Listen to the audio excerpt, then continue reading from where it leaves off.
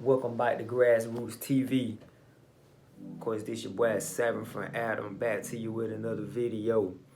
And today on this video, man, we're gonna talk about the legendary DC Talk.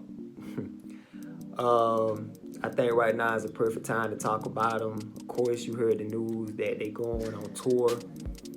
I think it started next year sometimes. I don't think they released no dates or where they going just yet. But I thought it would just be cool, man. We talk about DC Talk for a second. I want to just explain some things and clarify some things, man.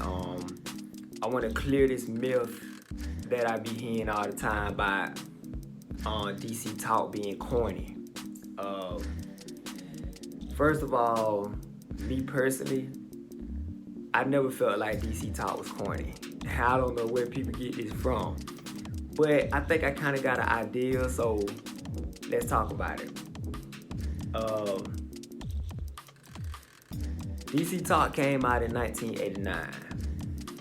First album, self-titled DC Talk. They made noise with the first song on there. I think it's called Heaven Bound. That was a song that they was pushing. They performed at the college, and people liked it. It got into the hands of some people that were owning the label, which is Forefront. They got signed, finished, doing more songs, and they released the first album, the self-titled DC Talk. Now, me personally, I think the first album is a good album. The DC Talk album had some good songs on there. I liked it pretty much all the songs on there. Even the last song on there, man, it had the I Need Love type vibe, man. And you could tell Toby Mac loved it. The LL Cool J, I Need Love, so he took that same vibe and made it to I can't remember what the name of the song was, but it's the last song on the album, man. But that was a great song. If you go back to 1989, man, pretty much that was the style. Like, you can't go back and listen to it now and be like, it's hard, fire, whatever like that. But at that time, that was the style of, rap. So I think the first DC Talk album was a good album. Now, the next album is New Thing. That came out in 1990. Basically, this album pretty much was a continuation from the first album. On the first album, had Toby Mac and Michael Tate. Kevin he didn't do anything on the album. He was pretty much brought in from another group that he was a part of.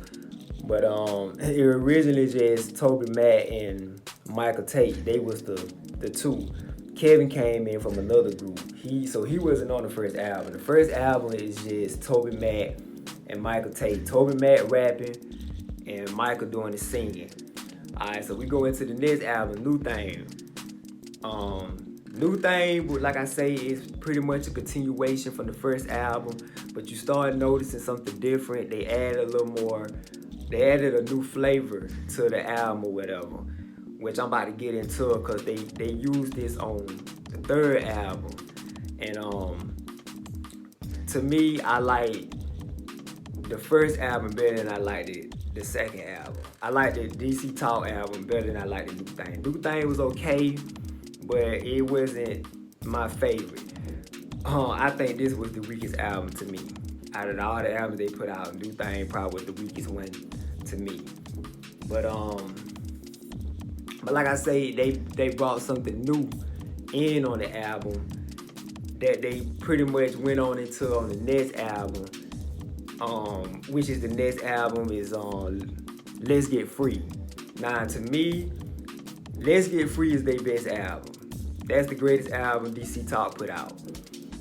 And the style that I'm talking about that they brought in, if anybody that was listening to music back then, if you remember the New Jack Swing, that's what DC Talk was doing.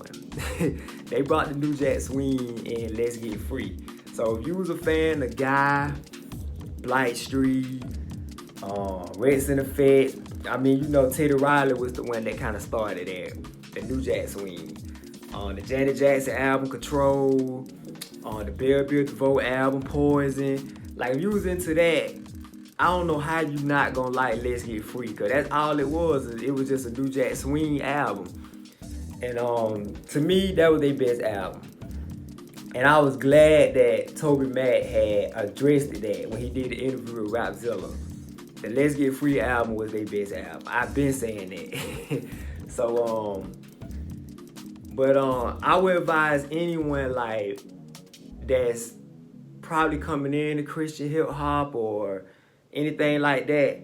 If you want to go listen to DC Talk, go listen to that album. Don't listen to the other albums, because you're not going to, especially the first two albums. Don't listen to the first two albums. I think you can pretty much feel Let's Get Free, because, I mean, everybody pretty much was listening to the groups I just named. At least one of them. You know, Bill DeVoe at least. Guy Blackstreet, any of the New Jack Swing type albums or groups or whatever, you'll like this album. And the Let's Get Free album was amazing. So, I'm talking about, didn't I just say Let's Get Free? The album called Free at Last. I don't know what I'm talking about, Let's Get Free. I guess I'm thinking about who that dropped the Let's Get Free album? Dead Prez. Now, I'm not Let's Get Free. Free at Last. That's the name of the album. Free at Last. That was their greatest album, in my opinion. Okay, coming into the next album, this is where I think the confusion happens. Because the next album is their biggest album to date, which is the Jesus Free album.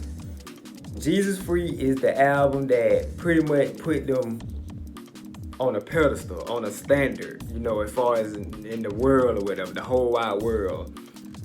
The album went double platinum. Sold so many records the first week, which was huge, being a Christian artist or whatever. So still to this day, that's pretty much their standard album that everybody look at when it comes to DC Talk.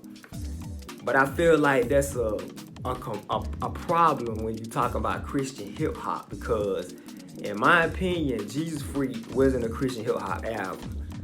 Jesus Freak was more of a Christian pop rock album. And I think that's the confusion that happens a lot when you got new people that comes into Christian hip hop and they hear about, you know, DC Talk. Cause DC Talk is pretty much known worldwide. Even if you don't know about Christian hip hop, people gonna know DC Talk and Lecrae. Let's just be honest.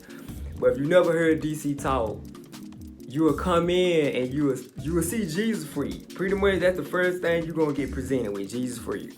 You will go and listen to Jesus Freak and you'll be like, it's kind of corny, you know what I'm saying? But it's not. Jesus Freak to me was not a Christian hip hop album, because they took that rock. It was more pop rock, but I mean, of course, you had Toby Mac. He was doing the rapping, but it went hip hop. Like, I feel like their first two albums was Christian hip hop. DC Talk and New Thing was straight up Christian hip hop. They had a little, you know, rock or pop, but it wasn't as much as it was in Jesus Freak. Free at Last, I can say it was Christian hip hop, but it was more R&B-ish. Like, I would say like a Christian R&B album. Which, I mean, like I say, you had Toby Mac was rapping on there, but he was also singing too. So, like, the Hard Way was like a Christian R&B song, you know what I'm saying? So I think that's where the confusion comes from. People listen to Jesus Freak and they be like, man, it's kind of lame, you know what I'm saying? And then if you got like the older Christian hip hop heads that was on Soldiers for Christ and Dynamic Twins and Preachers in Disguise and all of those guys, you will look at, you know, DC Talk being corny too, because Toby Mac wasn't the most lyrical MC. Like, he could rap, he was just a regular rapper, but he wasn't like those guys. So I can see that too. But it wasn't corny. It wasn't no Vanilla Ice type. You know what I'm saying? Like Toby Mac was rapping, but he went on them guys level. So then of course, you know, they had the last album. I can't even remember the name of that album. I didn't really listen to the last album they put out. They had 5 albums, but in my opinion, Free at Last is their best album. I don't think DC Talk is corny. I think people that say that, they never really listened to him, and they was looking at the fact that it was, you know, 2 Caucasian guys and 1 black guy, and the black guy don't even rap. You know what I'm saying? Michael Tate singing, and then you got Toby Mac and Kevin. You know, only person really rap was Toby Mac. That was it. The other 2 guys were singers. So, but I think they fit perfect, man. They was like the Christian version of Bill DeVoe, in my opinion. You know what I'm saying? So, DC Talk ain't never been lame. Never been lame. You know what I'm saying? So, if you never really heard none of their albums, like I say, if you're trying to come from a Christian hip hop perspective, you would have to listen to the first 3 albums. I would say listen to the 3rd album, Free at Last, because that was my favorite album. If you can get into the old school stuff, like if you was on LL Cool J Bigger Differ album, if you was on Calvary One, you know, Boogie Down Production, if you was on that type of stuff, you can go listen to the first 2 albums, really the first album. And you'll see, like, it wasn't that corny about DC Talk. So, shoot, that's it, man. I just want to talk about DC Talk, man. So, this is 7 for Adam, man. Signing out, man. Y'all subscribe to the channel. Hit the like button, man, and keep this thing going, man. Grassroots TV coming to you live. All right, salute.